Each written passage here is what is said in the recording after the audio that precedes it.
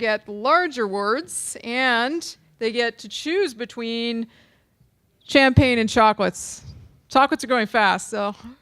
So the first silver goes to Best Advancement in Consumer Electronics to Echo Show from Amazon.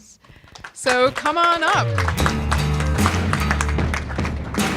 One reason we call this product Echo Show is because you can actually see. Alexa, show me the weather, show me albums by the Beatles. I always think of this as like it's Alexa's face. So I give you a lot of signal with my face about what I can say to you and how I engage with you. And the screen is like that for Alexa.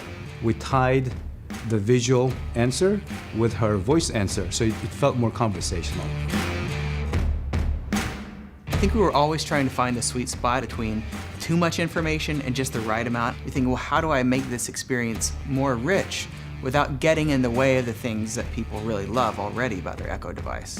Some of the North Star tenants, we have this sort of everything that you can do by touch, you do by voice as well. And even though it does have a screen, don't use that as a crutch, but use that to be complementary instead. As she's speaking, you're seeing the text, it's reinforcing what you're hearing, but also you have a full screen graphic. So my child who can't read still sees what Abraham Lincoln looks like.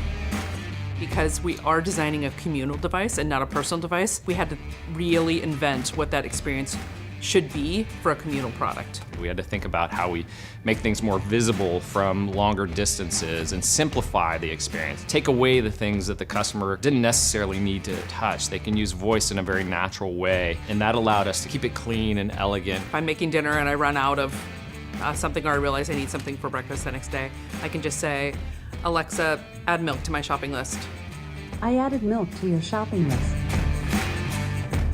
As we see UX going forward, it's not really about just on a device. It's not even necessarily about just being in a space or about a specific service. It's kind of the marriage between all of them. The show is kind of like bridging that gap and is the first step towards how we can pull some of them together. We've gone from an Echo-like devices, now we're moving into a product that starts to have a screen. We definitely think it's just the beginning. What's happening behind the scenes is super complex, super complicated. But the way you get at those things is very easy. It's just via voice. You can interact with the same singular Alexa persona, and she can give you visual signal, audible signal, and a whole bunch of other stuff we can imagine in the future. It really invites you to explore and try different things that maybe you haven't done before or that you didn't even know she could do. Alexa, how are the Chargers doing?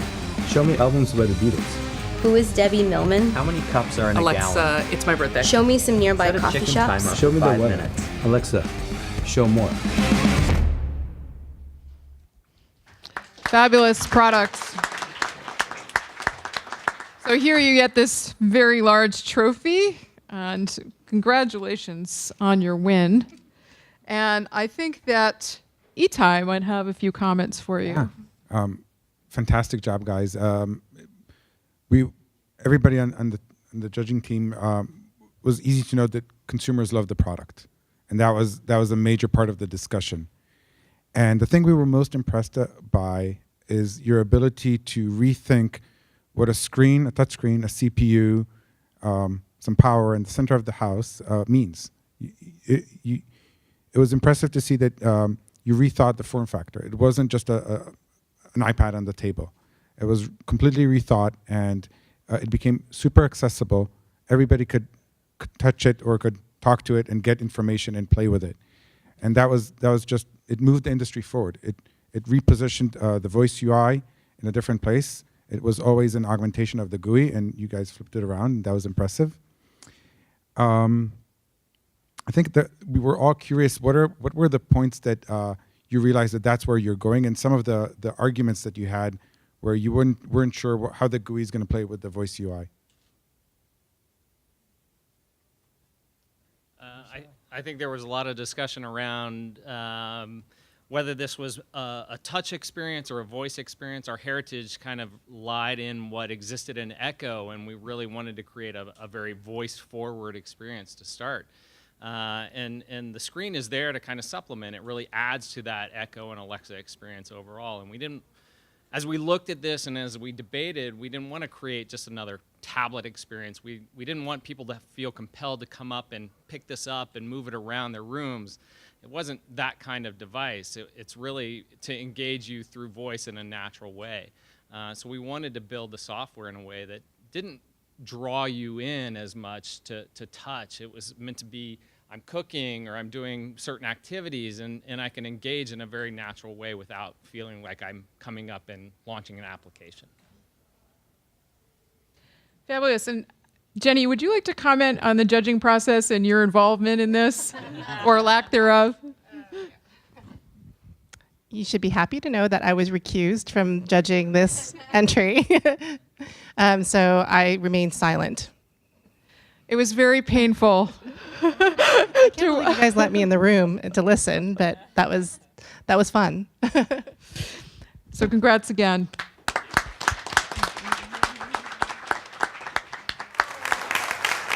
So the next silver goes to Google for Daydream Elements for Outstanding UX Best Practices Resource for VR. So come on up. Daydream Elements is an open source collection of best practices for immersive VR design. Each element is presented as an interactive design lesson and is available to developers for use out of the box or as a springboard to new ideas. To decide what interactions to include, we considered common design challenges specific to virtual reality and explored emerging solutions in existing applications. This resulted in us focusing on 3 categories of interaction: locomotion, object interaction, and menus. For locomotion, we show a variety of techniques for navigating through virtual environments while reducing the risk of simulator sickness. A pair of elements show how a tunneling effect can be applied to both first and third-person player perspectives. In user testing, we found that minimizing peripheral motion and adding stable grid lines significantly improved user comfort. Additionally, we show how users can quickly and easily navigate large virtual spaces by using the controller to teleport. We also address menus and virtual controls. A click menu shows an easy way to access many different options. A swipe menu demonstrates how to quickly switch from one option to another. And a constellation menu uses depth and a gesture-based interaction model to help users visualize unique paths to deeply nested items. For object interaction, we have an element that explores the mechanics for picking up and moving objects to make an experience feel more immersive. We show how physics simulations can be used to tune an intuitive control scheme that adds delightful and emergent behaviors to a virtual world. Additionally, we include an element that shows how a virtual representation of joints, called an R model, can be used to approximate the physical location of the controller based on gyroscope input. A set of R models are tuned to accurately simulate specific interactions like swinging a sword or throwing a ball. To encourage developers to create custom R models, we include a tool that allows parameters to be changed on the fly. Daydream Elements is meant to reflect the best practices of immersive design as they evolve over time, and provide an opportunity for creators to learn and use those best practices. We're helping to create a shared language for immersive interaction in virtual reality. With our library of easy-to-use patterns, our goal is to empower anyone to quickly build quality VR experiences.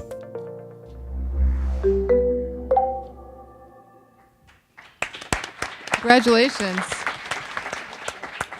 I think Kelly might have a few comments to make. I'm not Sky, but oh, maybe. But honestly, a great job. I mean, the word pioneer comes to mind, which is great because this is a brand new vista. We don't have any benchmarks. We don't have best practices. And so to have somebody, obviously it's got to be Google, that comes out with something that can document, that provides an excellent resource. It's not just for developers, but for designers. I love the community angle. I mean, putting that out there for people to take the code, to get the instruction, to share, that's the best that technology can offer is this shareable database instructional learning that helps improve this, and it becomes something, as Sky mentioned, this thing that can really be uplifting inspirational. It really changes lives. This is a great resource, and it really will continue to evolve and build. It's a great thing. And I guess the question I have is, it's out there.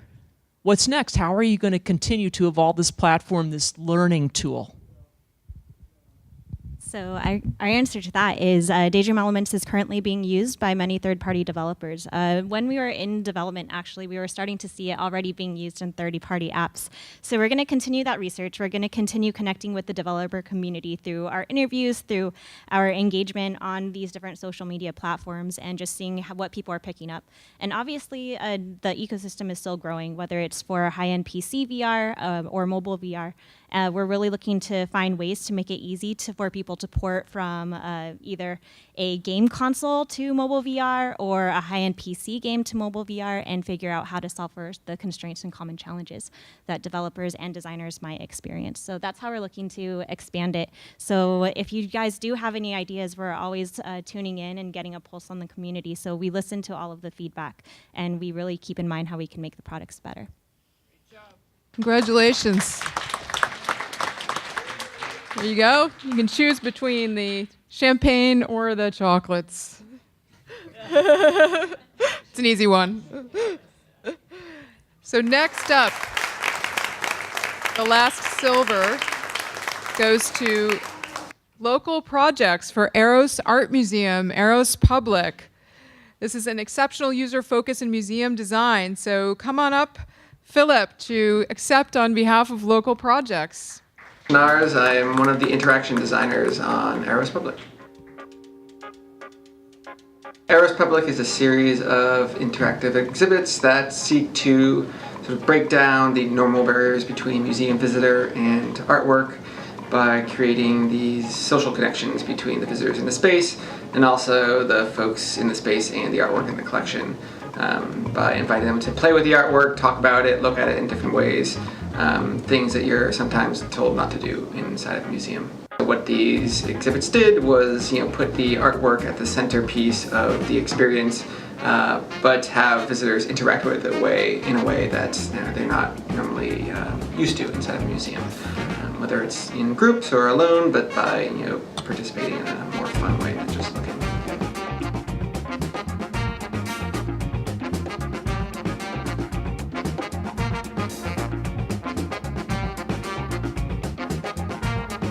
So the parts of the prototyping process that were fairly unique was that we got a lot of the technology set up pretty early on, before design was even sort of underway, or as we were finishing up the concepts, we had a lot of this technology set up, which allowed us to sort of experiment really early on with some of our ideas and quickly see that some of the ones that we thought were really promising or very good actually didn't work when you put it into sort of some code and had people run through it. So I think success for this exhibit ends up looking like people actually doing something different inside a museum space and exploring artwork or the museum's collection in a totally different way and really having a fun time doing it. I mean, I think the fun aspect is at the core of what we were trying to do and what the museum wanted to implement, but in a way that doesn't sacrifice thinking or looking at artwork or thinking about how it fits into the larger gallery collection. And so I think that was our ultimate goal for success. And I think down the road, just seeing more opportunities to create new type of ways of looking at art or exploring a museum's collection, or even interacting with other visitors inside the museum is going to be what we're looking to do.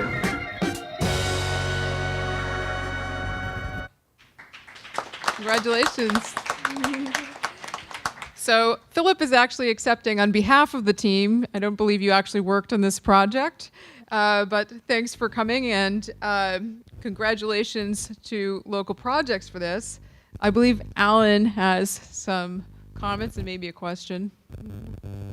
Well, thanks for taking one for the team to come here and do this. I thought this was really a remarkably user-focused project. I really thought that there was a lot of attention paid to the individual people who would go to the museum. I know that there are museums, like in San Francisco, we have the Exploratorium, where there are natural history and we know how to we've seen how they make those exhibits engaging to visitors, but you did it with art.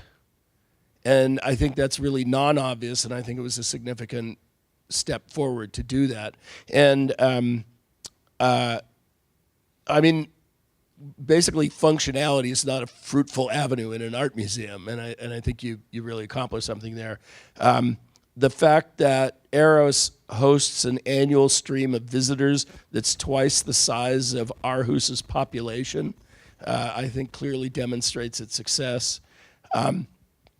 The question I have is, it's an art museum, the exhibits change, where do you go from here? Can you answer that? Where do we go from there?